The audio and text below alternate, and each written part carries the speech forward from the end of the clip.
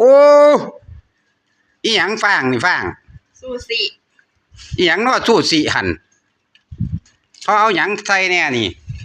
ข้าวปั้นตัวนี้อีหยังเขียวๆนี่วาซาบิอีหยังเนาะวาซาบิเอาอันเนี้ยมันแยงหูดังนั่นบ่โอ้ยครั้งแรกในชีวิตพี่น้อง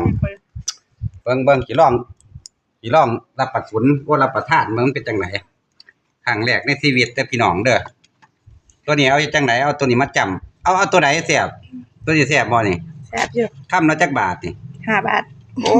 คำละ5 บาทจำร้านสิเข้มเนี่ยตัวนี้เด้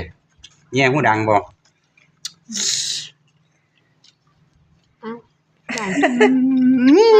ตัวนี้ก็บ่มีหยังมันหลุดโอ้ยบ่แม่นมันอยู่ทางไหนเด็ดอีหลีเว้ยเนี่ยตัวนี้อีหยังนี่เสื่องไว้นี่